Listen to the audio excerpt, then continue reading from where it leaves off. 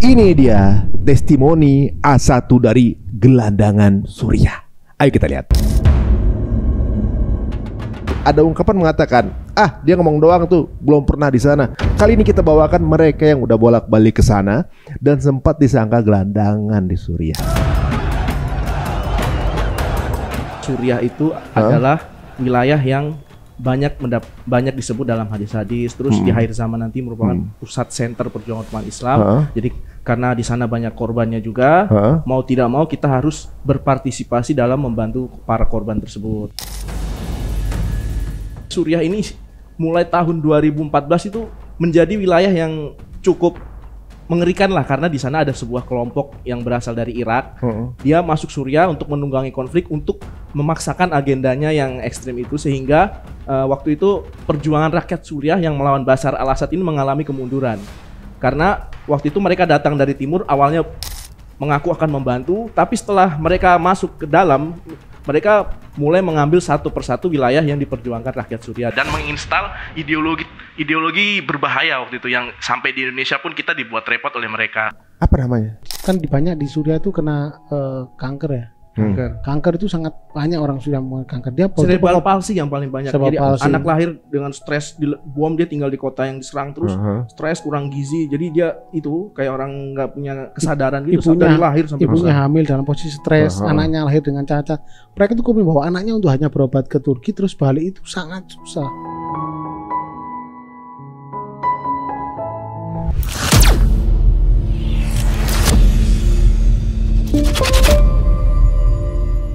Assalamualaikum warahmatullahi wabarakatuh. Apa kabar semua pemirsa Cerita Untungs? Mudah-mudahan dalam keadaan baik-baik saja. Ya, terima kasih untuk segala supportnya, kritik, saran atau komen, semua monggo, apapun kita terima ya, gitu ya. Semua doa-doanya alhamdulillah kita terima semuanya. Yang nyebelinnya kita blok lah. Tapi teman-teman semuanya, terima kasih untuk segala masukannya. Mudah-mudahan hari ini dan juga episode ini memberikan keberuntungan secara edukasi tentang apapun yang sedang kita bicarakan hari ini. Dari clickbait yang pertama tadi adalah testimoni A1 dari gelandangan Suriah. Maksudnya gimana? Nah, seperti biasa di episode-episode sebelumnya, ini ada berbagai sudut pandang mengenai apa yang terjadi dengan geopolitik di Timur Tengah, khususnya di Suriah, karena dekat dengan saudara kita yang di Palestina. Dan perbedaan sudut pandang ini kita serahkan ke teman-teman semua, kemudian nilai aja kira-kira mana yang menurut teman-teman ini paling mendekati kenyataan di lapangan. Tapi yang pasti ada ungkapan mengatakan, dia ngomong doang tuh, belum pernah di sana. Kali ini kita bawakan mereka yang udah bolak-balik ke sana dan sempat disangka gelandangan di Suriah. Ini ada dua orang yang juga mereka merupakan pelaku sosial media juga. Kalau di IG-nya yang pertama adalah Mas Pega. IG-nya apa, Mas? Pega Sitama. Pega Sitama. Kemudian berikutnya Mas Hasan Tolib. Saya tahu marganya doang. IG apa, Mas? Ben Lutfi. Assalamualaikum warahmatullahi wabarakatuh. Waalaikumsalam. Alhamdulillah. Waduh. Jadi kalau kita baru ngobrol teman-teman, mungkin silakan sambil di follow IG-nya ya, bahwa mereka ternyata udah menyuarakan hal ini cukup lama. Kalau nggak salah antum dari berapa tahun? Tahun 2012 waktu pertama kali ada pecah perang Suriah, waktu menjadi konflik militer. Awalnya kan demonstrasi sipil, kemudian berkembang karena kerasnya tindakan rezim Assad kepada rakyatnya, banyak tentara yang membelot. Kemudian tentara itu mendirikan Free Syrian Army untuk melindungi warga yang berdemo dari serangan pasukan Assad. Nah, waktu itu mulai muncul konflik bersenjata. Saya mulai mengamati di sana, mengikuti perkembangannya. 2012 tuh? 2012. Dan salah satu teman saya yang di media sosial juga, di Facebook waktu itu, kita membuat gerakan pengiriman bantuan ke Suriah. Waktu itu orang sama sekali nggak tahu karena tertutup dengan isu-isu. Nggak ada beritanya kan? Nggak ada beritanya dulu. Jadi kita meneliti. Ternyata antum udah di situ? Saya tidak ke sana. Saya waktu Maksudnya itu udah berkutat di situ ya? Udah berkutat waktu masih kuliah waktu itu di Jogja. Oh, Masya Allah. Kalau antum sejak tahun berapa? Sejak gempa Turki, yang terjadi gempa Turki. Gempa Turki itu 2022 ya? 2022. Iya. 2022 ya? Ya itu dekat juga soalnya sama Syria ya? Iya, dekat. Gitu. Sampai kita masuk ke dalam Suriah, kita kirim bantuan ke dalam Suriah. Jadi sebenarnya yang membuat antum kemudian jadi bolak-balik Syria itu gara-gara bantuan jadi intinya? Karena kita percaya Suriah itu adalah wilayah yang banyak disebut dalam hadis-hadis. Terus di akhir zaman nanti merupakan pusat center perjuangan umat Islam. Jadi karena di sana banyak korbannya juga, mau tidak mau kita harus berpartisipasi dalam membantu para korban tersebut.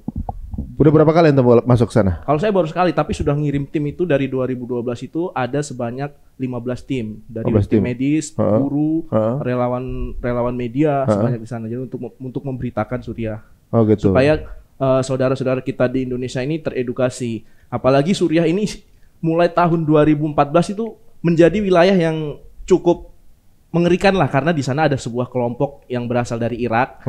Dia masuk Suriah untuk menunggangi konflik, untuk memaksakan agendanya yang ekstrim itu, sehingga waktu itu perjuangan rakyat Suriah yang melawan Bashar al-Assad ini mengalami kemunduran.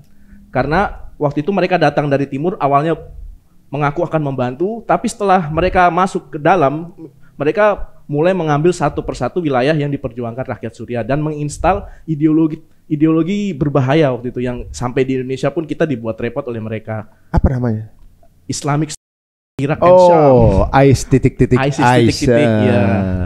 Yang belum lama kemudian dideklar katanya itu buatan Amerika oleh mereka sendiri. Iya. Apa benar? Kalau yang saya sumber-sumber primernya itu awalnya itu Baghdadi itu memang orang yang istilahnya punya semangat pada Islam kan. Kemudian waktu itu Amerika menyerang Irak. Menyerang Irak, menghancurkan militer Saddam Hussein dalam waktu 1,5 bulan kalau nggak salah. Itu mereka yang nyerang? Amerika duluan. Amerika, kan Saddam Hussein kan dituduh mempunyai senjata pemusnah massal, ya. berkolaborasi dengan Usama bin Laden dan sebagainya. Itu kan ternyata hoax semua. Nah, waktu itu karena ada orang asing dan itu non muslim menyerang negara muslim, itu banyak orang yang bersemangat untuk melawan Amerika.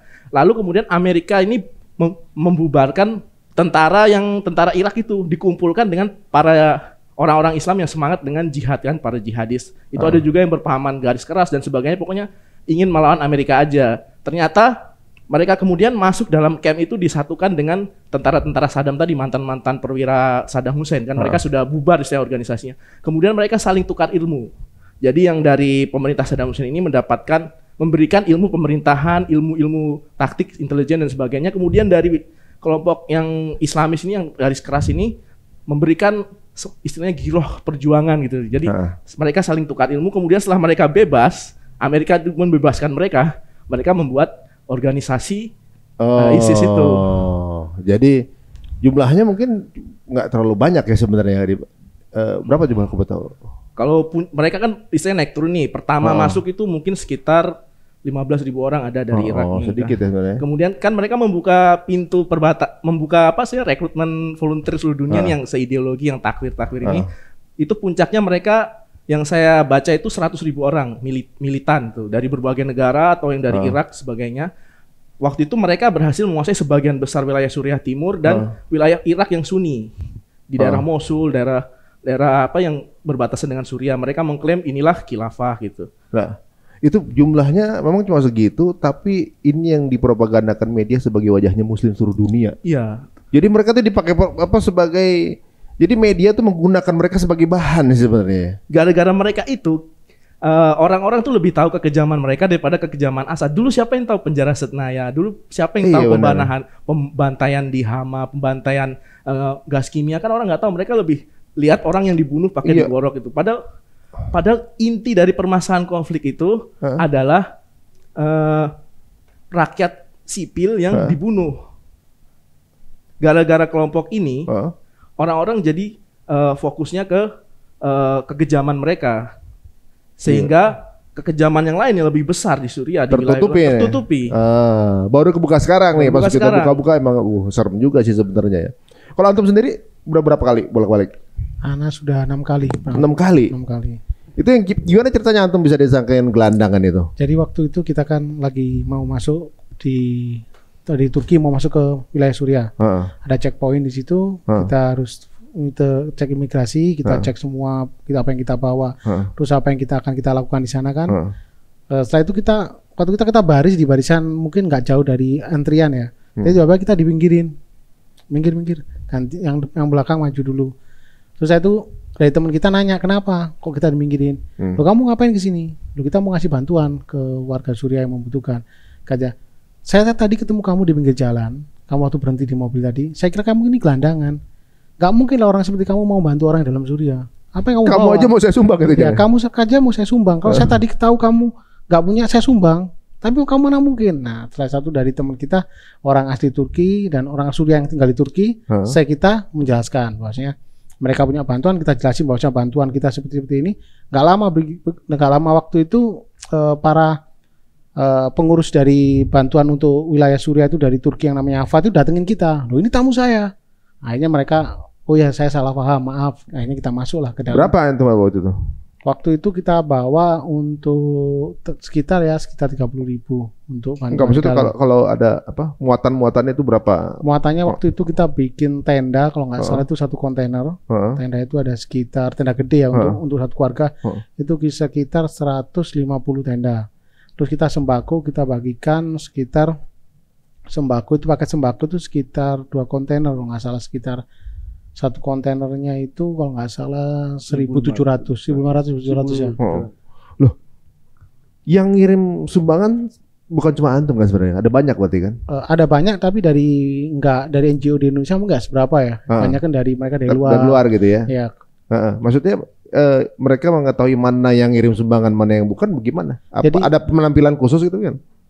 Jadi kalau orang sana itu ngeliat kan dari penampilan. Ketika lihat kita penampilan kita dengan penampilan Indonesia, mereka kan tanda kutip ini siapa gitu. Sedangkan mereka yang datang orang Turki kan dengan penampilannya, apalagi kalau musim dingin kan mereka kan dengan gaya mereka hidup, gaya mereka dengan pakaian mereka yang bermerek atau apa. Sedangkan kita udah terbiasa dengan suatu perjuangan ya, dengan penampilan kita ya ini kita nggak perlu setting kita seperti apa.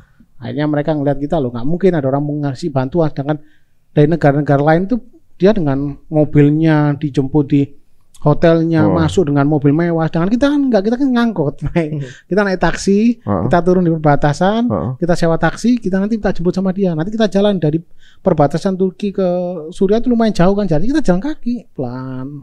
Orangnya kan ngelihat sebenarnya NGO itu dengan mungkin dijemput dengan mobil mewah, dengan mereka udah dipersiapin, sedangkan kita kan dengan persiapan apa adanya, tapi kita bawa bantuan karena kita mau maksimalkan bantuan gitu. Ngapain sih antum sampai mau ngelakuin itu banget? Dulu itu belum populer loh, ibaratnya ke pengungsi Suriah ini kan kalau secara komunikasi ya lebih populer pengungsi Gaza lah, Palestina, Gaza. Suriah itu kan memang beritanya minim banget di sini. Kenapa antum justru malah mendedikasikan diri antum ke situ? Dulu anak bergerak di kemanusiaan di lokal Indonesia ya. Saya dari lulus kuliah, kerja, resign, terus anak konsen di kemanusiaan. Konsen kemanusiaan di Indonesia, saya ketemu teman, saya coba main di internasional gini. Akhirnya dia ngajak saya untuk masuk ke waktu gempa itu, ayo saya coba ke bantu Turki. Tapi dia nggak ngomong Suriah. Akhirnya dia ngajak, ayo coba kita masuk Suriah. Kita lihat Suriah, kondisi Suriah, masuklah. Saya masuk itu saya nggak pernah nemuin sesuatu yang indah itu di Suriah, di mana-mana selain di Suriah. Indahnya gimana maksudnya? Indahnya itu gimana ya? Orangnya ramah. Oh iya. Terus saya ini bawa cuma sekedar pakai sembako yang mungkin dengan nilai 500 sampai 1 juta. Tapi yang mereka keluarkan itu lebih dari 1 juta. Saya heran, kamu ini nggak punya apa-apa, kamu di tenda, pakai kain di sambung-sambung buat atapnya. Ini dari mana? Ya ini buat kamu, ini berkah buat kamu, hadiah buat kamu. Itu dengan buah yang banyak buah yang nggak pernah saya makan di Indonesia. Itu nikmat banget rasanya. Terus saya nggak pernah ngerasain saya lapar. Saya belum makan, saya belum sarapan. Tapi dengan kegiatan yang saya lakuin ini kayak nggak ada laparnya, terus berkah gitu. Orang itu sopan. Terus mereka yang kita kasih bantuan itu mereka benar-benar nunjukin bahwasanya saya nggak butuh bantuanmu, tapi dengan kamu datang ini kebahagiaan buat saya. Sampai suatu ketika itu yang bikin saya harus kembali lagi itu ada seseorang yang saya datang waktu itu ke campnya, dia tua, orangnya tua, kotor di pinggir tendanya jelek kotor. Dia nyamperin saya, nyium kening saya. Dia bilang sama saya, tadi sebelum kamu datang ke sini 2 hari kemarin saya lapar, tapi setelah kamu di sini tadi saya kenyang, saya nggak ada lapar, saya kenyang sekarang. Cuma saya ngeliat kehadiran kamu di sini, kamu peduli sama saya. Bukan karena makanannya dibantu, bukan? Belum kita bantu, kita belum. Kan bantuan belum, kita kan masih asesmen. Baru kita nanti, bantuan segini, mobil datang kirim bantuan. Itu dia udah senengnya dengan kita sampai kita datang. Kamu dari Indonesia jauh-jauh. Kan pertama kan mereka ngira saya kan, kamu orang mana? Kamu orang Indonesia. Saya orang Indonesia. Kan dikira mungkin Pakistan atau mana, kita nggak tahu kan. Penampilan itu bang mirip-mirip pakai. Iya kan nggak tahu. Udah kita kasih bantuan, kita ngobrol, dan nggak sampai di situ aja. Setiap kita datang mereka itu nungguin gitu loh, bukan nungguin kita bantu. Kapan kamu kesini lagi? Kapan kamu datang ke sini silaturahmi sama kita? Jadi benar-benar saya nemuin tempat yang dibilang dalam Quran tempat yang berkah ya emang berkah. Itu tanah gersang tapi kok bisa buahnya enak, itu saya heran. Buahnya enak, semangkanya gede, buahnya enak, dan orang-orangnya emang dari hati semua ya. Jadi buat saya ketagihan. Terus teman-teman saya nanya, kamu ngapain mau ke Suriah lagi? Saya bakal berangkat ke Suriah lagi, sampai kayak ada kesempatan saya berangkat untuk bantu kaum muslimin. Udah. Masya Allah. Ya mungkin kalau belum ke sana belum paham ya untuk seperti apa nikmatnya ke sana ya gitu. Ya yang saya tahu di Timur Tengah yang apa cantik-cantik di sana ya, di Syria ya. Masya Allah. Oh, Masya Allah. Jangan sampai berubah niat nanti, jangan-jangan. Nah, ini yang unik, kenapa kayak antum nih ya datang ke sana lewat perbatasan Turki gitu. Kenapa nggak lewat jalur resmi aja? Nah, bandaranya Syria segala macam gitu kan. Kenapa harus lewat pintu belakang yang kemudian bisa aja banyak suuzon di sana kan? Kemudian nanti disangka organisasi terlarang lah segala macam. Karena ada pintu masuknya bandara. Kenapa nggak lewat situ? Ini samalah kayak Gaza kan, pemerintah resminya itu Bapak Mahmud Abbas itu kan berada di Ramallah di tepi barat kan. Tapi Gaza ini kan dikuasai oleh kelompok Hamas yang bisa dibilang dia ini tandingannya Mahmud Abbas, bukan pemerintah resmi. Kenapa kita harus ke Hamas? Karena lokasinya di Gaza. Kenapa kita membantu Gaza? Karena lokasinya di Gaza di situ. Yang kita tidak perlu membantu Gaza lewat Pak Mahmud Abbas dulu. Gak bakal nyampe. Beda jalur. Nah, begitu juga Suriah kan, korban ini kan karena serangan pesawat tempur, pemboman itu kan yang melakukan kan pihak Bashar al-Assad, Rusia dan kawan-kawan yang punya senjata berat kan.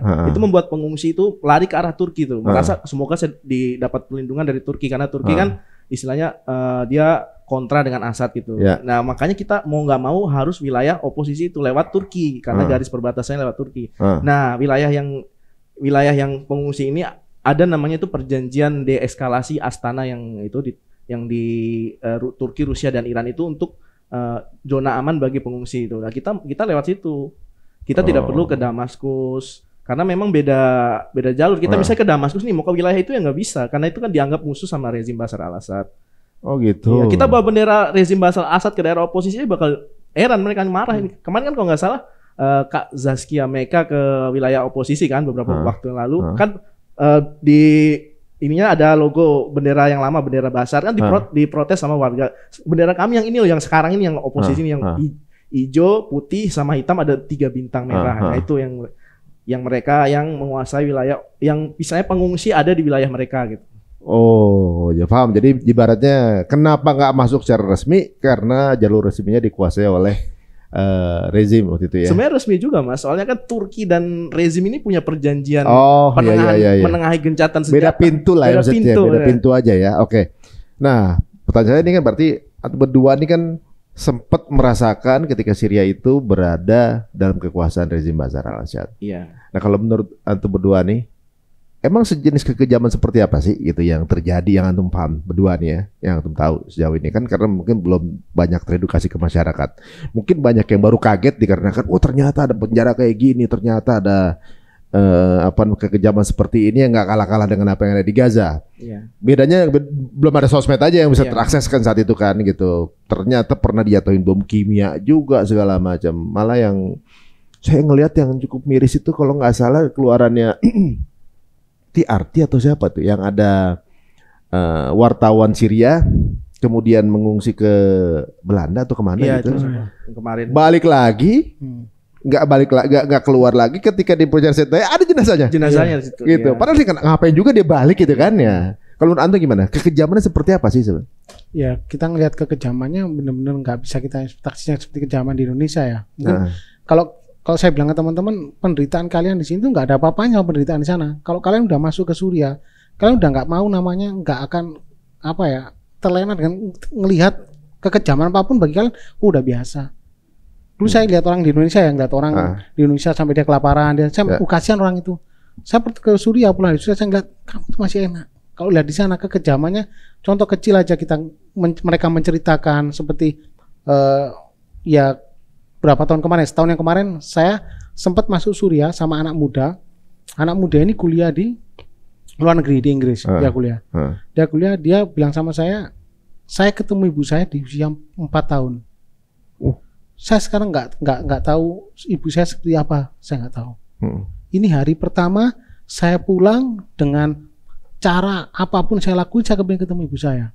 Ketemu akhirnya. bareng sama saya satu mobil, dipertemuin sama saya salah satu saya yang sama saya ini, dia ketemu. Dia menceritakan semua di mana kehilangannya. Ini bukannya di penjara ya. Ini yang di luar penjara. Ini saya dengerin aja udah parah banget. Apalagi yang dalam penjara yang sangat sampai saat ini beberapa mereka telepon ke saya bahwa saudara saya belum ketemu. Namanya ada tapi belum ketemu, di mana sekarang keberadaannya saya nggak tahu. Saya udah nyari di mana-mana nggak ketemu. Kekejamannya itu udah nggak bisa kita bayangkan lah kekejamannya seperti apa.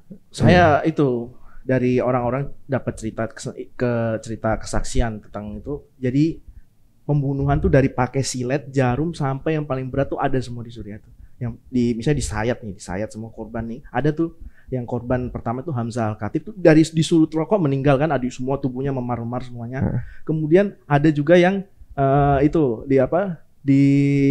diperkosa sama namanya di sana itu ada Syabiha sampai meninggal dunia. Syabiha itu milisi paramiliter yang direkrut dari kelompok-kelompok kriminal gitu, dari narapidana yang mau loyal sama Assad, dipakai untuk menyerang wilayah oposisi ini. Orang-orang yang dianggap menentang Assad itu bakal dikerain Syabiha di situ, yang laki-laki dicincang pakai parang, yang perempuan ditusuk-tusuk segala macam. Itu terjadi di wilayah Houla Massacre tahun 2012. Itu tuh ada investigasi PBB-nya, ratusan orang dalam satu kampung itu menjadi korban penyerangan Syabiha itu. Itu yang terdata, yang nggak terdata itu lebih banyak lagi desa-desa yang lain itu. Kemudian penggunaan senjata bom-bom itu semua ada di Suriah, mulai dari mortar yang kecil itu ditembak misalnya di camp kan misalnya tenda doang meledak itu kena semua kan, tembus semua orang di sekitarnya.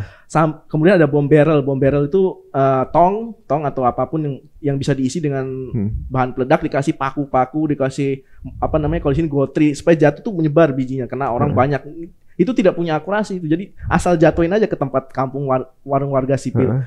Terus ada juga bom termobarik, itu bom yang membakar tuh. Itu bisa bukan hanya apinya yang mematikan, tapi juga dia menghabiskan oksigen dalam beberapa ratus meter di sekitar pusat ledakan. Jadi orang yang berada di jangkauan pembakaran itu bakal istilahnya mati lemas gitu. Karena nggak ada oksigen. Terus selain itu ada juga bom fosfor. Itu yang membakar kulit kan, fosfor tuh istilahnya kalau kena air justru makin panas kan, bereaksi dengan air.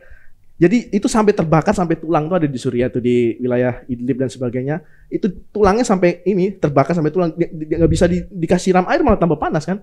Reaksinya tambah Kemudian ada juga bom kimia yang paling populer tuh bom sarin. Itu bom itu sedikit tuh langsung melumpuhkan otot-otot manusia. Jadi dia tuh langsung nggak bisa bernapas korbannya. Jadi berusaha gini tapi tidak ada udara yang tersedot karena sudah istilahnya otot-otot dalam pernapasannya itu sudah lumpuh semua. Hanya dalam 5 menit perlahan dia matinya perlahan. Jadi dia sadar merasakan lama-lama hitam, akhirnya sesak napas kayak tenggelam, akhirnya mati. Karena narik napas pun otot paru-parunya udah nggak kerja. Nggak bisa karena nggak ada yang bergerak gitu. Dia kan ini aja bagian depan kayak ada. Ini kan ada mati dia nggak ada. Terus ada juga bom klorin. Bom klorin itu kalau masuk paru-paru manusia dia bakal jadi asam klorat atau apa tuh. Itu tuh di dalam itu asam itu bakal melelehkan sel-sel dalam pernapasan, itu menyebabkan dalam paru-parunya rusak, meninggal dunia. Itu ada jenis-jenis bom seperti itu.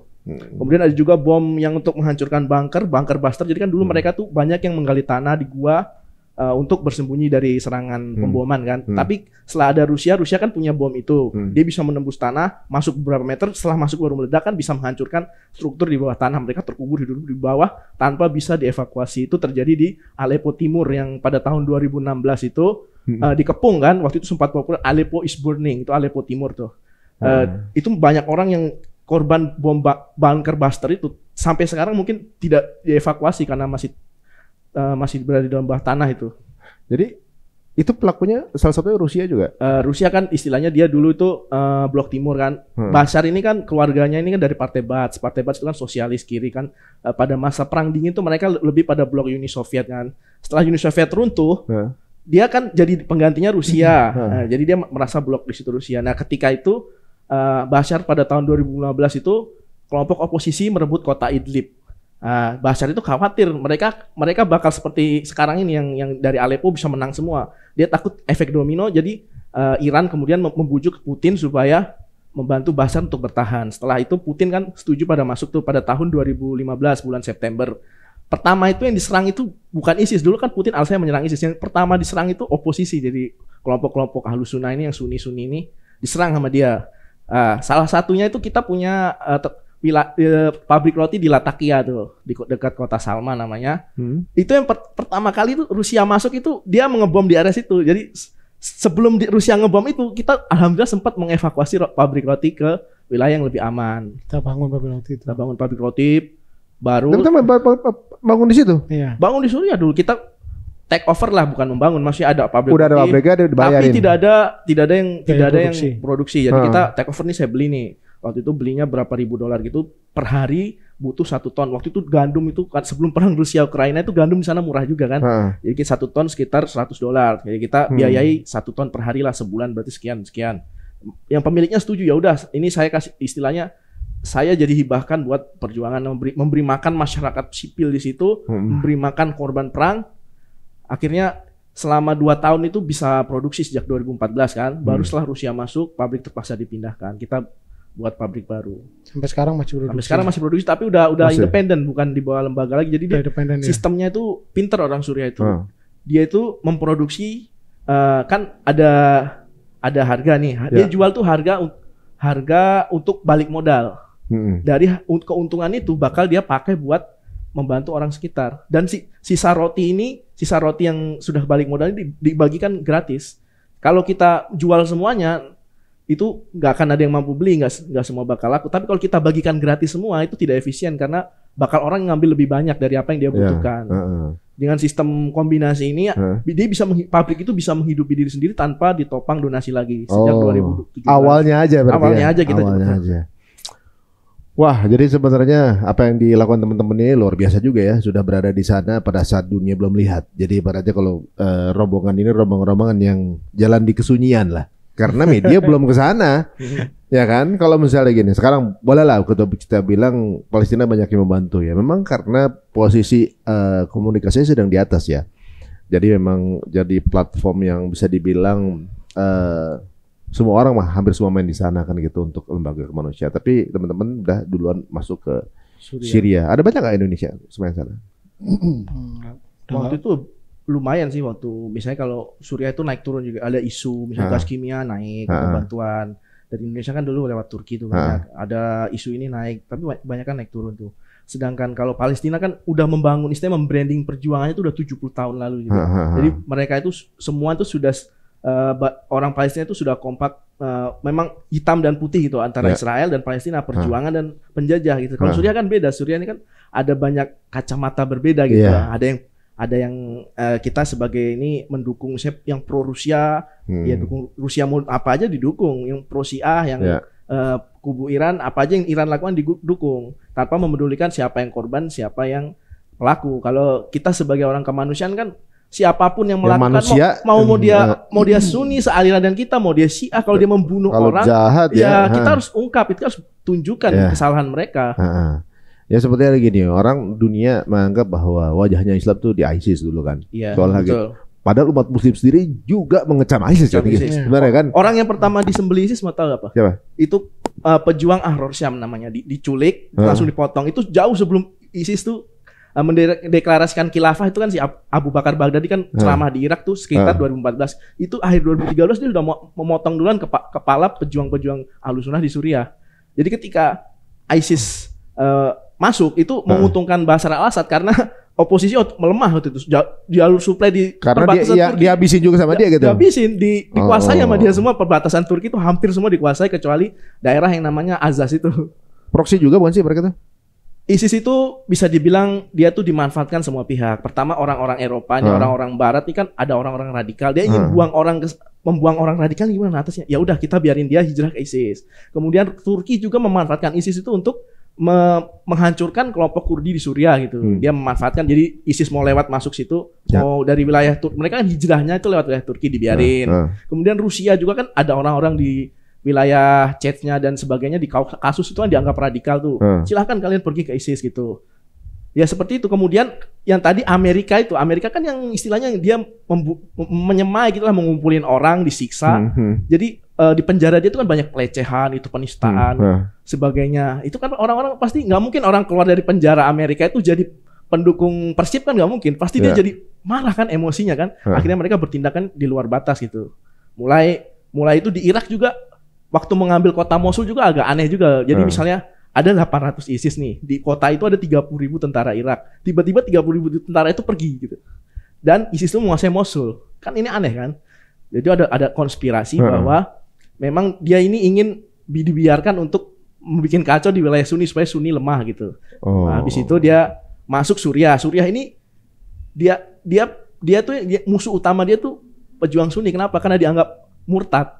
Bagi dia memerangi orang murtad itu lebih utama daripada memerangi misalnya Rusia apa sebenarnya. Ya, akhirnya kan ya udah Bashar ya ini menguntungkan saya nih masuk mereka kan. Setelah itu ISIS mengambil wilayah timur, wilayah kaya minyak semua diambil. Menutup semua jalur suplai oposisi dari Turki itu kecuali dikit aja yang daerah Idlib dan Azaz itu. Baru setelah itu dia mendeklarasikan khilafah kan katanya di kota Rokoh tuh. Banyak orang yang tertarik dengan ISIS. Konsep itu. Perbedaannya itu kalau ISIS itu dia tuh dengar demokrasi itu murtad, dengar nasionalisme itu murtad.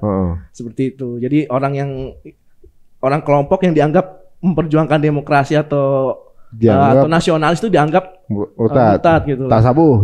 Tasabuh gitu. Demokrasi itu kan istilahnya mengganti hukum Allah dengan hukum kesepakatan publik. Kemudian nasionalisme itu asobiah yang bertentangan dengan Islam gitu kan, kayak gitu. Jadi kalau dilihatnya memang korban dari si ISIS ini adalah banyak kan juga orang Islam semua yang digoreng. Islam lebih banyak.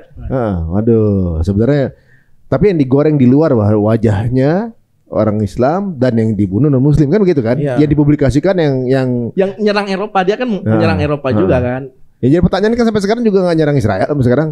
Ya pernah itu ada kota Metasil dekat Dar'a itu ISIS menguasai kota itu pas berbatasan dengan Golan yang dikuasai Israel, tapi dia nggak pernah perang. Kenapa begitu? Karena mereka ISIS itu berlogika ini prioritas kami ya, ini kalau menyerang Israel gue langsung dihancurin habis nih. Kalau kita nyerang oposisi ya gue bisa menguasai wilayah tambah luas kayak gitu. Mereka logika mereka juga sebenarnya logika pragmatis juga kalau dalam pragmatis ya. Ada kepentingan dunianya juga di situ. Israel tuh kenapa orang pada Israel tidak mau menyerang dia langsung? Israel tuh punya kelebihan karena dia punya angkatan udara tuh sangat presisi. Kalau Bashar tadi kan asal jatuhin bom itu kan tidak presisi nih, asal jatuh. Israel itu kita ada di sini nih, HP kita ini bisa terdeteksi langsung kepala kita diledakin sama dia. Seperti itu. Jadi mungkin dalam pandangan kelompok-kelompok ini tuh kalau nyerang Israel nanti mudaratnya bagi gue lebih besar gitu. Gue mendingan nyerang yang ini aja deh gitu, kayak gitu sih. Masya Allah. Jadi sebenarnya politis juga ya. Politis juga mereka, cuman mereka membawa ideologi takfir aja, takfiri. Nah kalau dengan fakta yang baru terungkap sekarang nih, berapa penjara gitu segala macam gitu kan, itu kejam banget gitu ya. Ada Setnaya, ternyata itu bukan cuma Setnaya doang ternyata katanya. Ada ratusan ya. Apa yang antum tahu mengenai itu? Saya pernah mewawancarai orang tuh, masih laki-laki, bapak, beberapa anak ini. Dia tulangnya ini disiksa tuh sampai nyatu nih, tulangnya 2 tulang dan ini kan kanan kiri ada ini. Itu disiksa nyatu, tubuhnya bengkok nih. Kakinya bengkok, tulangnya karena disiksa terus nih. Jadi dia berusaha pemulihan habis penyiksaan sebelumnya disiksa lagi. Jadi akhirnya tubuhnya nyatu nih. Daging dalam sini udah terkoyak, tulang ketemu tulang. Itu yang dibiarin hidup lagi ya? Itu dibiarin hidup karena keluarganya ini punya duit. Keluarganya ada yang migrasi ke Eropa, punya duit. Jadi orang dibiarin hidup itu karena keluarganya bayarin tentara itu untuk jadi istilahnya bank berjalan lah. Nanti kalau dia nggak mau nyuplai, siksanya tambah naik. Kalau dia berani bayar mahal, baru bebasin. Wih, ngeri juga tuh. Kalau yang antum tahu? Ya seperti itu. Jadi banyak dari mereka di camp-camp pengungsian itu banyak mereka yang udah bebas dari penjara dengan cerita mereka kan.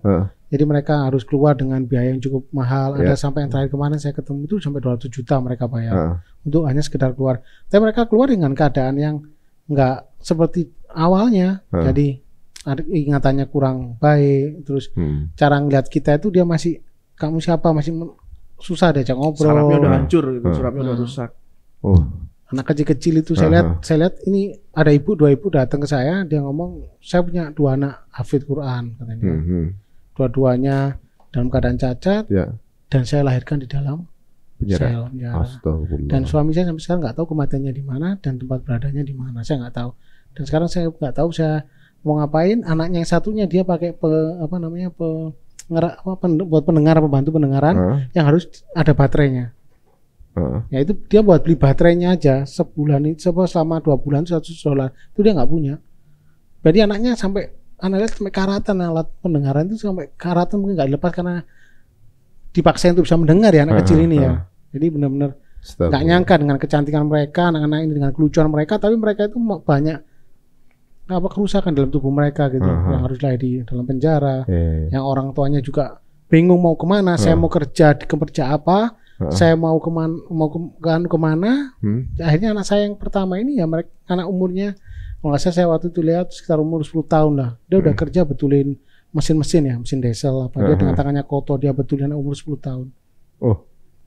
Tapi sebenarnya bisa nggak sih kalau ada orang Indonesia yang ingin menampung warga Syria gitu untuk kemudian susah. Banyak yang nggak punya paspor, nggak tercatat lahirnya kan itu sejak perang itu dia lahir di daerah camp kan, nggak ada identitasnya, warga negara mana kan nggak tahu. Jadi kita bahwa sini kan Indonesia juga kan bukan negara yang meratifikasi pengungsi, yang menerima orang meminta suaka kan. Paling kesini tuh kalau bisa punya dokumen resmi dan sebagainya. Jadi sulit ya untuk proses itu ya. Sedangkan mereka aja yang punya sakit seperti kan banyak di Suriah itu kena kanker ya. Kanker itu sangat banyak orang sudah mengalami kanker. Dia cerebral palsy yang paling banyak. Jadi anak lahir dengan stres, bom, dia tinggal di kota yang diserang terus, stres, kurang gizi. Jadi dia itu kayak orang nggak punya kesadaran gitu dari lahir sampai ibunya hamil dalam posisi stres, anaknya lahir dengan cacat. Mereka itu komplain bahwa anaknya untuk hanya berobat ke Turki terus balik itu sangat susah. Gitu, sangat ada yang ini, ada itu dengan biaya ini, biaya itu, dan sangat banyak mereka yang kondisinya sangat-sangat membutuhkan pengobatan kanker. Itu hanya anak kecil-kecil itu banyak kita jumpai dengan kondisi kanker anak kecil. Berarti jelas ya teman-teman semua ya bahwa saudara kita yang ada di tanah Syam ini semuanya dalam keadaan menderita ya. Nggak mesti harus di Palestina ternyata ya. Jadi tanah Syam itu kan ya identitas kaum muslimin sih sebenarnya. Justru keadaannya seperti ini gitu. Dua-duanya yang berada di tanah Syam itu cuma jadi korban gitu ya, yang Ahlussunnahnya di Gaza, di Palestina, atau juga ada di Syria, semua cuma jadi korban aja. Semua tuh gara-gara yang di luar itu rebutan. Nah, ini lahan rebutannya orang-orang itu gitu kan. Ini memprihatinkan. Mudah-mudahan ada kabar-kabar yang mengembirakan gitu kan. Ibaratnya kalau dari sejarah kan nggak ada yang bisa. Maksudnya pembebasan Aqsa itu kebanyakan dari luar. Dari Syam, terus itu dari Mesir kalau Salat Ayyubi. Jadi ibaratnya pembebasannya itu dari luar Palestina kan, dari luar Aqsa ya jadinya. Seperti halnya si Sayyidina Umar dan juga Sayyidina Ali kan orang Damaskus ya. Orang Kurdi bahkan ya kan.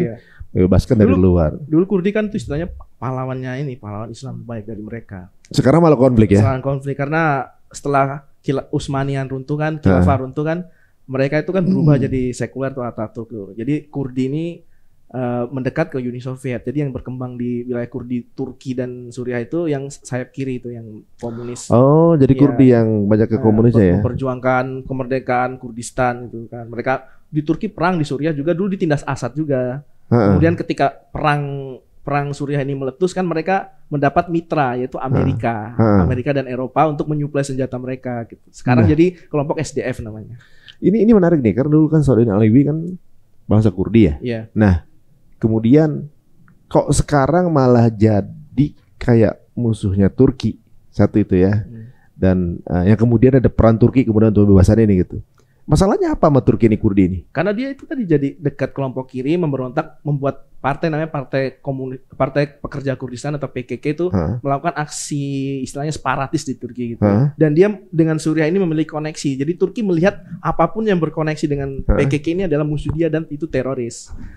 Serta dia mengklaim Turki itu sebenarnya tidak memusuhi semua Kurdi ini. Banyak pejabat Turki itu orang Kurdi juga, Kurdi Islamis tentunya. Tapi kalau dia masuk PKK nggak ada ampun sama Turki itu, karena dianggap tuh musuh bertahun-tahun. PKK ini yang sering bikin bom segala macam itu Turki ya. Dan dia menuduh Turki ini mengklaim kalau PKK ini berafiliasi dengan tadi Kurdi Suriah itu SDF itu. YPG gitu. Jadi kebutuhannya Turki membasmi Kurdi adalah membasmi golongan-golongan yang mengganggu di Turkinya gitu. Turki. Jadi kemudian ketika digusur memerangi Kurdinya itu sampai ke Syria gitu. Ya. Tapi Kurdi Suriah ini tadi dilindungi oleh Amerika kan, di wilayah-wilayah timur yang banyak kaya minyak ada pasukan Amerika di sana, ribuan pasukan Amerika untuk dulu asalnya kenapa Kurdi ini bisa besar menguasai hampir 30% wilayah Suriah karena dia dulu ditindas ISIS dulu. Dia kan ditindas ISIS jadi wilayahnya sedikit, kemudian Amerika membantu mereka sebagai sekutu darat untuk menghancurkan ISIS di wilayah Suriah. Jadinya akhirnya dia jadi proksi Amerika. Mengapa Amerika bekerja sama dengan Kurdi? Karena waktu itu Amerika mencoba mendekati kelompok oposisi Suriah yang Sunni, yang pejuang FSA, pejuang moderat dan lain-lain. Itu Amerika pernah melatih mereka, membiayai mereka, tapi kemudian mereka tuh membelot bergabung dengan kelompoknya Syekh Al-Jaulani yang dianggap Amerika waktu itu masih teroris kan. Akhirnya Amerika melihat nih kalau kelompok ini mah nggak bisa diajak kerjasama, dia biarpun bajunya sekuler demokratis tapi dia nggak suka Amerika. Akhirnya Amerika mengalihkan ke kelompok Kurdi ini, lebih loyal kan, sehingga jadi konfliknya ini benar-benar complicated ya. Complicated. Jadi misal dari Israel sendiri bermasalah sama Hizbullah Lebanon, sama Houthi Syria, Houthi Yaman. Houthi Yaman. Syria ada nggak? Suriah ini Bashar al-Assad ini bisa dibilang tidak pernah berkonflik langsung dengan Israel. Ya mungkin alasannya sama dengan ISIS tadi. Kalau gue perang sama Israel, gue dihancurin sama Israel. Mendingan gue kasih Iran aja yang dihancurin gitu. Menurut dokumen-dokumen yang saya baca terakhir ini ada main mata antara rezim Bashar dan Israel nih. Mungkin demi kemaslahatan dia untuk mempertahankan kekuasaan. Waktu kelompok Syiah Hizbullah dari Lebanon ini kan diserang Israel nih. Itu dia ingin menarik pasukannya dari Suriah nih. Itu sempat dihalangi Bashar karena dia kalau kalian tarik nanti gue diserang dong sama musuh gue Jaulani itu gimana? Jadi saling tarik urut ya. Kemudian Iran berkali-kali nih pejabat militer, atas militer segala macam itu dibom sama Israel, dibiarin aja sama Bashar al-Assad kan. Ada berita terbaru katanya Bashar lah yang menginfokan ada 480 basis militer Syria dibom Israel agar nggak digunakan untuk sama oposisi gitu, dan itu sebagai barternya adalah keselamatannya dia. Apa benar itu? Benar, kalau menurut sumber-sumber dari lokal yang membongkar dokumen-dokumen, terus ada sumber Turki, intelijen Turki itu mengkonfirmasi hal itu. Jadi sebelum Bashar ini tumbang tanggal 8 Desember itu ada informasi jika Amerika dan Israel itu ingin membajak revolusi Suriah, perjuangan rakyat Suriah dengan agar transfer kekuasaan dari Perdana Menteri Bashar ini kan bakal kabur nih. Perdana Menterinya dibiarin buat transfer kekuasaan ke oposisi. Amerika ingin transfer kekuasaan itu ke kelompok yang mereka dukung, entah yang mana itu. Tapi, di antara kelompok itu. Amerika kan mendukung banyak milisi kan di Suriah. Yang tadi salah satunya Kurdi itu. Ada juga milisi-milisi sekuler, milisi-milisi suku dan sebagainya. Dia ingin transfer kekuasaan itu ke orang yang bagian dia. Jadi supaya nanti setelah transfer kekuasaan itu yang lain tuh merapat ke, ternyata kan digagalkan sama kesepakatan Turki dan Rusia kan. Rusia ini Amerika mau membajak nih, Amerika sama Israel, mendingan ente kasih itu ke teman-teman gue gitu kan. Akhirnya kan Bashar itu baru terjadi transfer kekuasaan setelah oposisi lebih dulu, kelompok-kelompok Sunni ini yang bukan proksi Amerika itu lebih dulu di Damaskus. Akhirnya gagal rencana tersebut, plot tersebut. Sehingga yang berkuasa itu bisa dibilang adalah representasi dari keinginan rakyat Suriah, yaitu sekarang Ahmad Syara itu Syekh Al-Jaulani. Ya. Jadi di sini kalau secara mungkin ya orang awam misalnya, jadi baratnya bahwa Ahmad Syara atau Syekh Jaulani ini di belakangnya di backup adalah Turki, ya kan? Salah satunya Turki punya kepentingan untuk memerangi Kurdi. Kurdinya dibagi oleh Amerika. Iya, dibagi gitu, Amerika gitu. Di sisi lain Amerika afiliasi sama Israel. Nah, Israel ini temenan sama musuh yang oposisi. Iya, sama Kurdi. Israel sama SDF Kurdi juga musuhan? Bukan musuhan, mereka malah dukung, tapi bukan secara militer, secara apa, banyak bantuan Israel ke situ. Pernah seorang pejabat milisi Syiah dari Irak tuh pernah menuduh ini serangan kepada kami ini dari wilayah Kurdi Suriah itu, SDF itu. Kemungkinan Israel punya jaringan ke situ. Dia main dua kaki. Ya, jadi misalnya saling memanfaatkan lah. Jadi hari ini bisa ditunggangi ini. Kurdi juga sempat ketika diserang sama Turki kan, Turki berhasil netralis Amerika. Kalau Anda musuhan dengan saya, Anda mau musuhan saya tuh. Dia memihak ke Israel ke Rusia pernah. Di wilayah dekat Aleppo itu dulu kan ada wilayah Kurdi itu dijaga sama Rusia. Jadi di bagian barat itu dijaga sama Rusia, di bagian timur yang banyaknya itu jaga Amerika Kurdi. Jadi mereka juga pragmatis gitu, politis siapa yang mendukung gitu. Jadi Rusia sekarang posisi gimana nih? Rusia sudah bisa dibilang secara de facto udah nggak ada di Suriah. Cuma kemungkinan dia masih berusaha menegokan dengan penguasa baru ini, Ahmad Syara ini, untuk minimal ada pangkalan militer dia di Suriah. Tapi nggak tahu perjanjiannya apa. Apakah sudah setuju atau belum? Ya, waktu yang membuktikan. Karena pemerintah baru Suriah ini juga kan butuh backing istilahnya kan dia dari selatan ini di wilayah Golan kan Israel mencaplok zona buffer zone yang dulu dijaga pasukan PBB kan diambil sama dia. Ini nggak ada PBB ini berarti perjanjian batal. Si Netanyahu kan langsung ngambil tuh kesempatan karena dia takut bakal ditumpuk pasukan pejuang situ nanti bisa masuk ke Israel gitu. Jadi saya duluan nih saya buat benteng itu gunung benteng alam tuh gunungnya tinggi-tinggi jadi dia bisa melihat pergerakan pejuang dari atas itu ya. Wah. Jadi guys ini agak complicated ya. Ini mirip waktu perbincangan di podcast sebelumnya bahwa masih agak terlalu dini kalau kita kemudian menyimpulkan ya. Karena ternyata bahwa semua kejadian ini masing-masing punya kepentingan, ya kan. Cuma yang mengembirakan adalah saudara-saudara kita Ahlussunnah wal Jamaah gitu ya. Dalam posisi tidak tersiksa lagi. Ya, sejauh ini itu dulu. Sejauh ini itu dulu kan gitu. Aman. Jauh ini. Mengenai ke depannya kita nggak bisa menerka-nerka. Pasti ada siasah-siasah yang di dalamnya seperti apa gitu ya. Dan ini yang tadi saya bilang tadi bahwa saudara kita itu di Palestina dizolimi, di situ juga dizolimi. Minimal sekarang meminimalisasi kezoliman tersebut ya. Iya minimal sudah hilang dari Suriah udah nggak ada lagi. Kita bisa fokus ke Palestina gitu. Masa depan Palestina gimana? Antum gimana? Masa depannya gimana? Ada pengaruhnya nggak gini? Ada yang bilang gini, Syria merdeka, sinyal bagus nih. Dulu orang Syria juga yang membebaskan Palestina. Nah, kalau selama Syrianya belum merdeka, kayaknya ajaib deh Palestina bisa merdeka.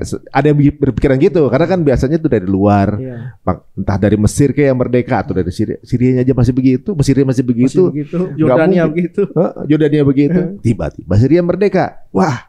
Tinggal yang lain-lain yang ikut kan gitu pikirannya. Kalau pandangan antum optimismenya gimana? Optimis sana ya mungkin insya Allah ya Syria akan jadi tempat lah jalur untuk kita membebaskan Masjidil Aqsa dari Syria.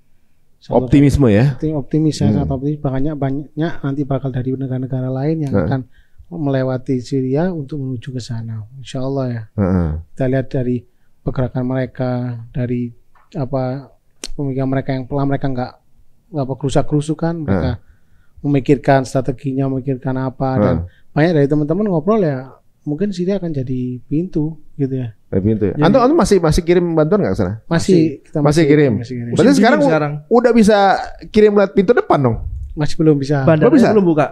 Bandara internasional belum buka. Terus masih ditutup. Tapi kalau mungkin lewat dari Turki negara lain Yordania mungkin masih bisa. Kalau antum gimana? Ada optimisme apa? Kalau sekarang ini jadi minimal negara teman-teman yang Sunni ini karena Suriah ini udah merdeka nih, udah dikuasai sama kelompok pejuang nih. Mereka jadi khawatir nih, takut rakyatnya mungkin bakal inginkan yang hal sama gitu, misalnya Mesir dengan Yordania. Jadi mungkin mereka akan berpikir nih, berarti saya harus lebih mendengar aspirasi rakyat saya nih untuk membela Palestina gitu. Minimal positifnya di situ. Yeah. Kemudian kalau di masa depan ini Suriah ini kan diharapkan bakal semua orang tuh ini mana kapan perjuangan untuk Palestina nih? Kapan mengalahkan Israel nih? Suriah ini sekarang ini belum siap nih. Di mana masih morat-marit, keamanan masih belum bagus dan militernya kan yang lama kan sudah dihancurin sama Israel. Yeah. Sedangkan wilayah Golan yang dikuasai ini Israel udah bikin benteng nih, benteng alam dan benteng tank kan. Jadi untuk mengalahkannya dia butuh persiapan. Sebagai contoh nih Hamas sebelum melancarkan 7 Oktober itu persiapannya sekitar 2,5 tahun. Dia gencatan senjata dengan Israel untuk membuat roket, membuat segala macam. Logistik juga gitu ya. Suriah juga kan harus persiapan seperti itu. Dan satu lagi karakter Jaulan ini bukan orang yang koar-koar. Dia tuh orang yang diam. Tiba-tiba kan kemarin Aleppo diserang, dia menang sampai Damaskus kan seperti itu. Padahal sebelumnya ini pada tahun 2019 sampai 2020 dia banyak ribut sama temannya sendiri, terutama yang berasal dari kelompok Al-Qaeda, jaringan Al-Qaeda Suriah tuh namanya Urasuddin kan. Ini kenapa ente sekarang bekerja sama Turki nih? Setuju sama Astana untuk mengimplementasikan zona deeskalasi atau zona pengurangan konflik kan? Ente ini gimana ini ada ininya ya, syarat ada melanggar syariat enggak ini segala macam dikritik lah. Akhirnya kan dia istilahnya menertibkan satu persatu orang yang dianggap bakal membahayakan perjuangan nih. Ternyata dia diam dicaci maki itu, dia diamannya dia kan selama ini dia menggambarkan diri sebagai masyarakat gitu merakyat gitu kan, dia datang ke Idlib. Ya udah cukupin seolah-olah itu dia udah dengan Idlib itu dia udah cukup, tapi diam-diam kemarin itu langsung dia menyerang Aleppo dan menguasainya, dan kok hebatnya dia itu korban sipilnya itu sedikit. Jadi kalau Israel kan hanya melawan Gaza aja dia perlu banyak bom mengorbankan 40.000 orang kan dan itu Gaza belum dia kuasai. Belum juga gitu. Sedangkan ini Jaulani ini hanya dengan pasukan darat hanya dengan pertempuran jarak dekat dia bisa menguasai Aleppo, dan korbannya waktu itu saya catat tuh maksimal 4 orang karena salah. Dan diakui dari tentara dia tuh salah nembak mortir karena mahasiswa di universitas, 4 orang meninggal. Itu aja korban kota Aleppo yang besar. Iya. Jadi pasukan musuh pun juga nggak korban sebenarnya. Pasukan musuh banyak yang korban. Ini yang sipil. Oh, yang sipilnya. Nah, ada juga videonya tuh pasukan musuh yang ketangkep dibebasin mana?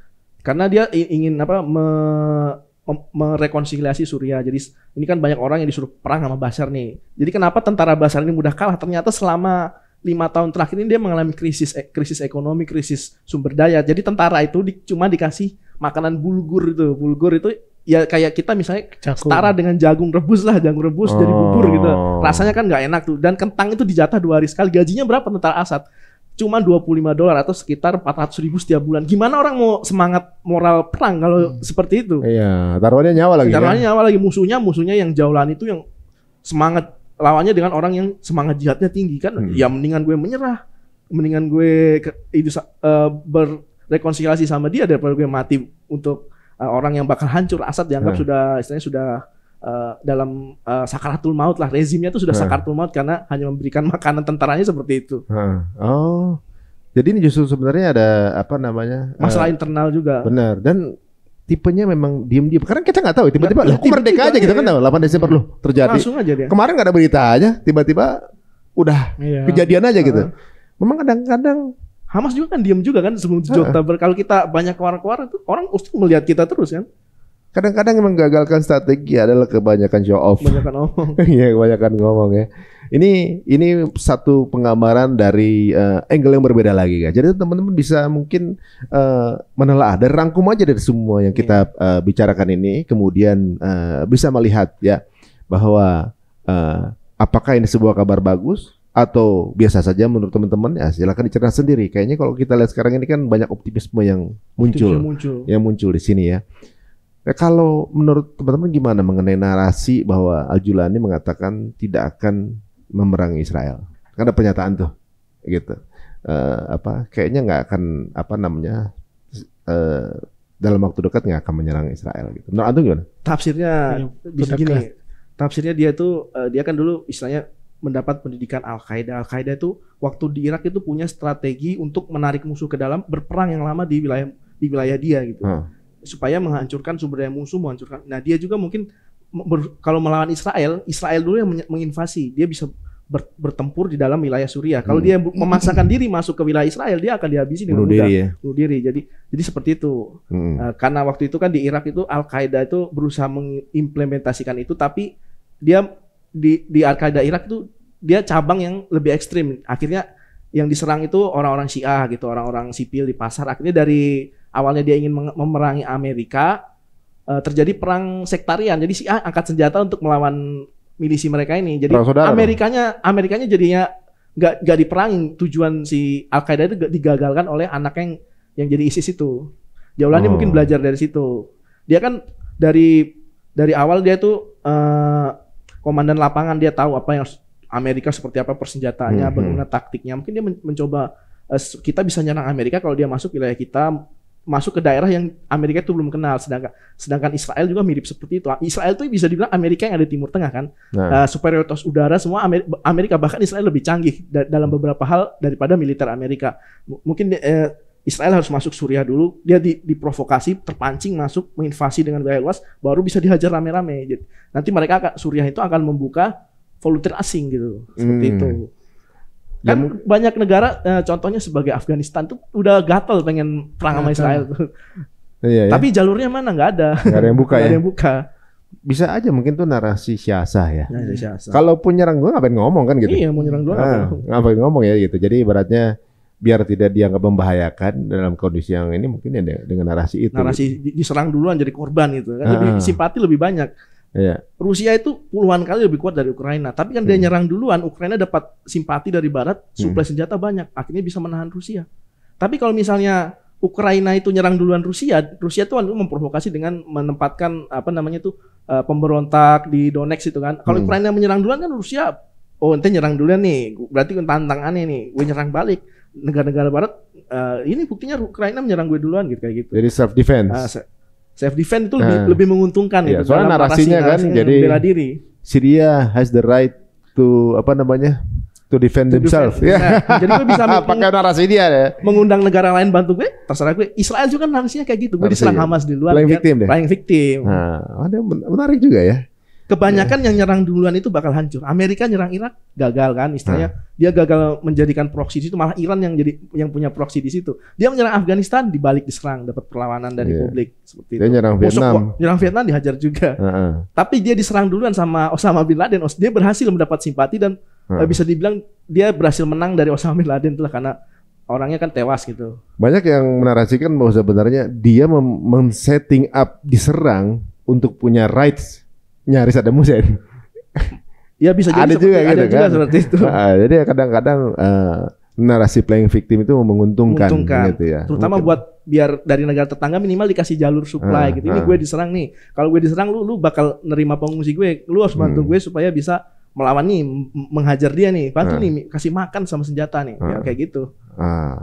Ini menarik nih sebenarnya ini konfliknya makin lebih seru daripada film perang nih kayaknya. Karena kita mau berpihak juga, berhitung juga kan gitu kan. Tentunya juga yang clear udah ada pihak yang kita support. Tapi di dalamnya juga ternyata ada juga masih banyak kepentingan juga kan. Nah, gitu juga. Nah, kalau antum sendiri nih kan udah bertahun-tahun ke sana dengan support yang ya ketika jadi kepada pengungsi udah jelas ya kan. Apa yang membedakan dengan sekarang udah ada beberapa akses yang terbuka gitu? Apa yang antum punya program apa? Apa bikin toko pabrik roti lagi apa gimana? Jadi alhamdulillah sebelum kejadian kemarin perang ini kita sempat beli tanah wakaf di sana. Tanah wakaf itu rencana akan kita bangun sekolah Indonesia, pesantren Indonesia.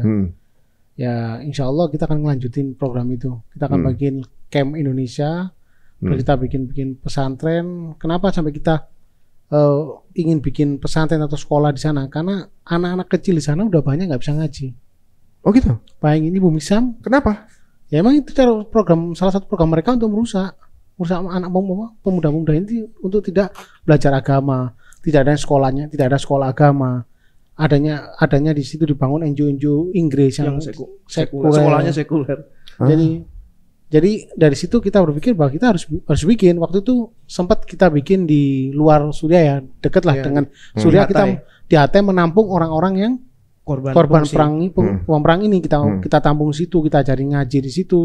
Terus qadarullah gempa ustadznya dan tertimbun di gedung yang runtuh meninggal semua. Jadi berhenti. Miris juga ya ternyata.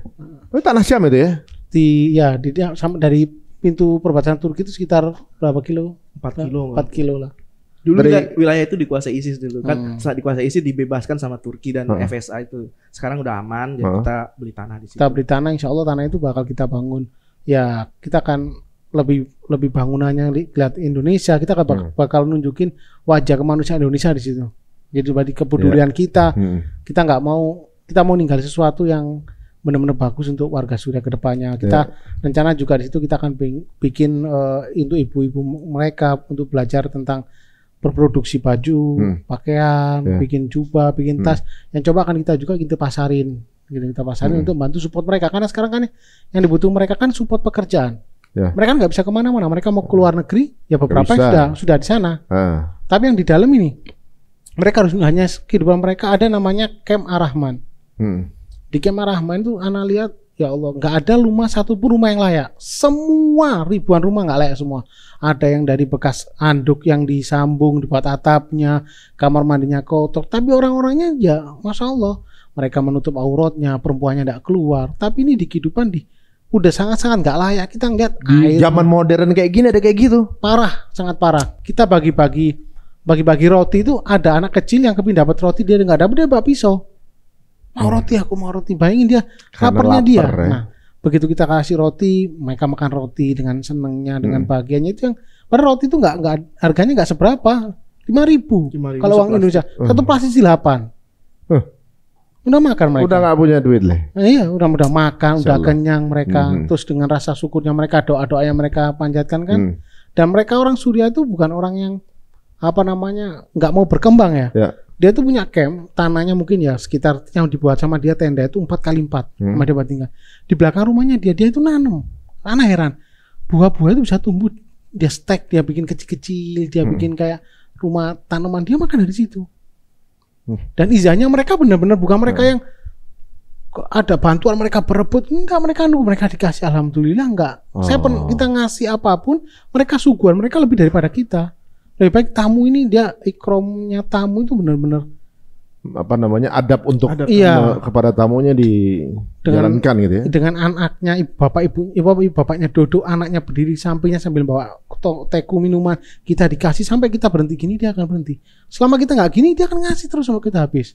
Anak-anaknya dengan dididik seperti itu, pendidikan di Bumi Sam itu menurut saya sangat-sangat pas gitu kalau untuk dididik untuk anak-anak dimanapun ya, pendidikan tentang gimana dia memperlakukan orang tuanya. Bahasa cinta orang Sam itu kalau kita kasih, orang Indonesia kita kasih minum mungkin alhamdulillah. Kalau dia sampai dia, kamu cintaku, dia tuh ngungkapin perasaan yang kita mungkin ini lebay nih. Tapi emang seperti itu. Orang Suriah itu lebay, orang Suriah itu apa? Manis dia. Romantis banget, romantis. Dia tuh kalau nelpon istrinya itu kata-kata yang romantis dia ungkapin. Sopan, romantis, dan dia belum kita kasih kata apa, dia tuh dari sepanjang itu dia doa. Dia selalu mengawali doa dan mengakhiri dengan doa buat kita.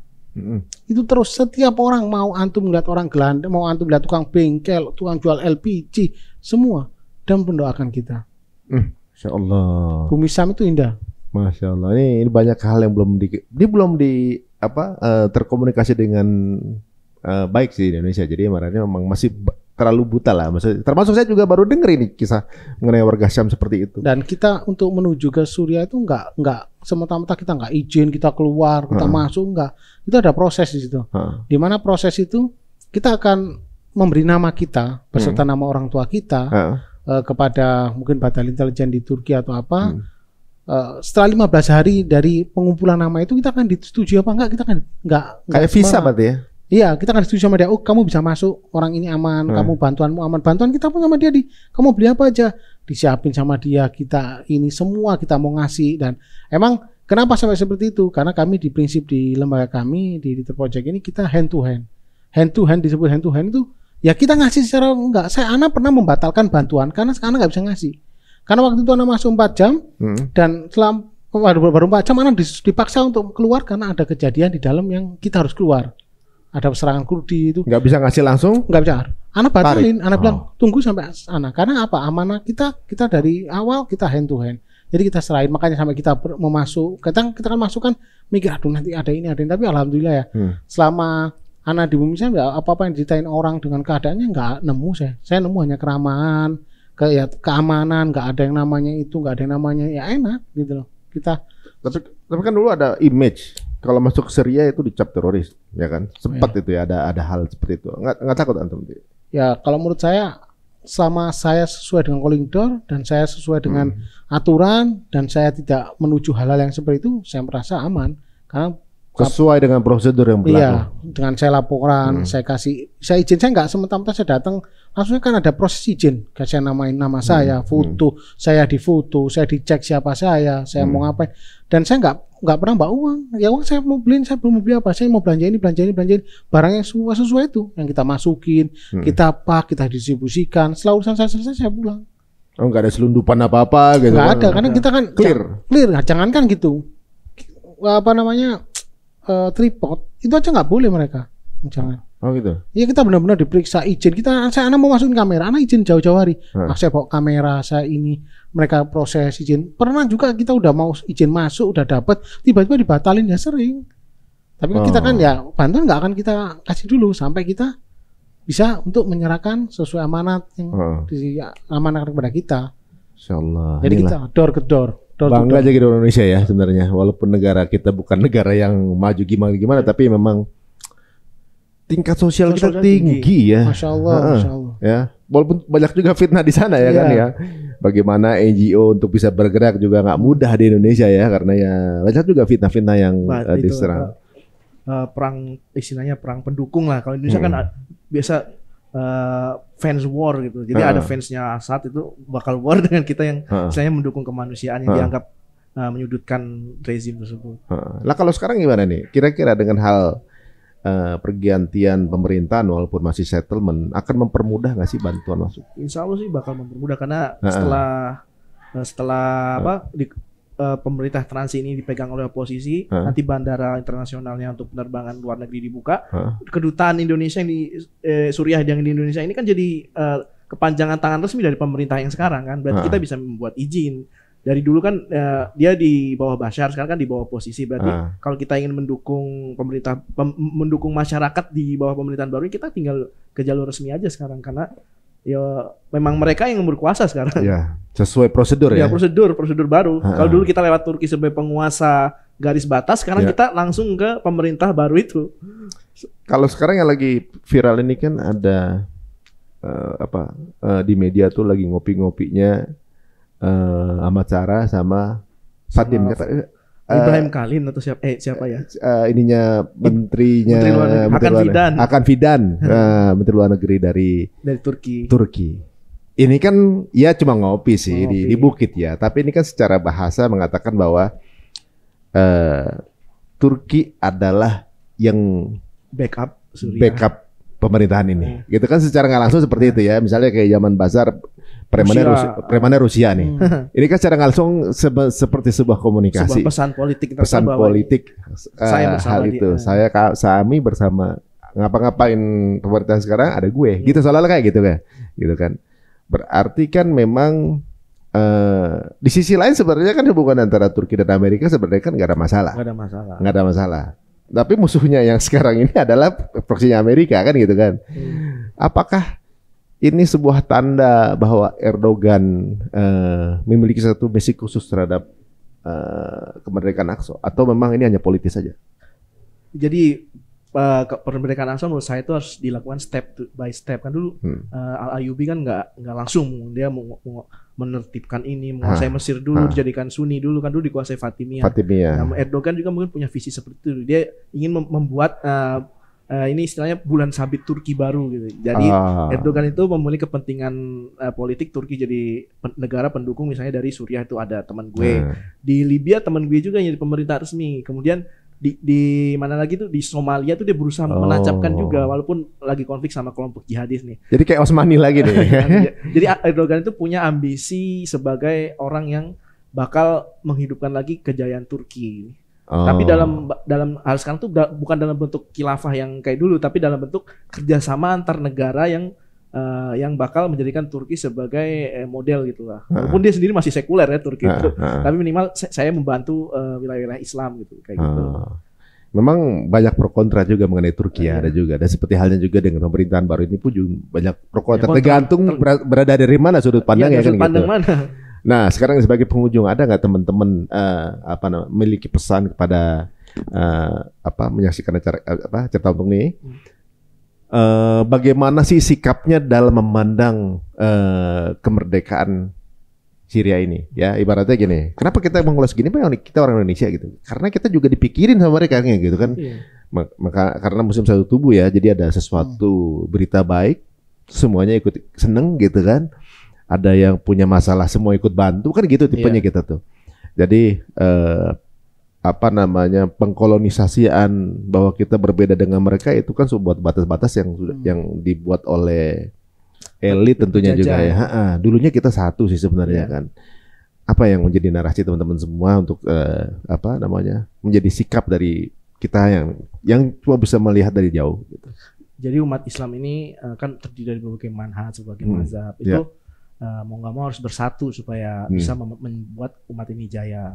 Persatuan tersebut bisa dimulai dari yang paling kecil nih, supaya misalnya dengan silaturahmi itu sudah menjadi kunci yang bisa bakal berkembang jadi lebih besar. Nah setelah silaturahmi antar personal bisa antar organisasi bersilaturahmi untuk bersatu membantu saudara kita yang tertindas. Dan kemudian setelah itu baru ke level negara. Jadi negara-negara Muslim ini mau Indonesia atau Malaysia, Turki sebagainya itu harus membuat sebuah aliansi untuk mengurangi penderitaan saudara-saudara kita yang masih perang, misalnya Somalia, terus Sudan itu bagaimana supaya negara-negara Muslim ini mendamaikan mereka atau membantu membuat pemerintahan yang stabil. Sebagai contoh misalnya Suriah ini, misalnya Suriah kan baru merdeka nih, baru menang dari rezim yang sebelumnya kan. Jadi seluruh dunia bakal membantu rekonstruksi, itu kita bisa bekerja sama di situ. Kemudian untuk Palestina terutama. Ini Palestina ini bisa dibilang kita menghadapi raja terakhir. Israel tuh bukan Israel sendiri. Israel tuh ada Amerika di belakangnya, ada negara-negara Eropa. Jadi kita tuh melawan raja terakhir nih kalau misalnya kita berjuang untuk Palestina. Tapi strategi untuk memenangkan Palestina ini adalah dengan menciptakan ikatan-ikatan antar negara-negara Muslim. Jadi dalam konsep teman-teman kita yang Ikhwani itu perjuangan mereka ini adalah untuk membuat negara-negara Muslim bekerja sama dan melakukan terorganisasi tuh, melakukan tindakan apa terorganisasi. Sekarang kan Israel itu kan sebenarnya bisa kita kepung kan, dia ngapung Gaza nih. Sebenarnya bisa kita kepung nih dari laut kan, dia harus kalau mau ke Amerika kan harus lewat kalau mau lewat Mesir itu kan ada terusan Suez. Kalau kita ngeblokade itu kan dia nggak bisa kemana-mana, nggak bisa perdagangan dengan Cina kan, nggak bisa dengan wilayah Asia. Atau dia lewat Gibraltar. Kalau misalnya orang Maghrib atau orang Maroko sana menutup itu kan dia nggak bisa apa-apa. Dan ada pintu udara nih, penerbangan Israel kan harus ke Eropa, harus lewat wilayah Turki lah, mau ke Asia harus lewat sini. Kalau semuanya menutup dia nggak bisa apa-apa. Tapi karena negara Muslim ini nggak ada kerjasama, kompak, masing-masing masih takut dengan Amerika, gertakan Amerika karena tidak dengan yang lain tidak ada kerjasamanya kurang kuat. Akhirnya ya ada yang ya udahlah lewat, masih ada yang kerjasama dengan Israel, masih membiarkan lewat lautnya seperti itu. Ya, jadi berarti harapan kita ya.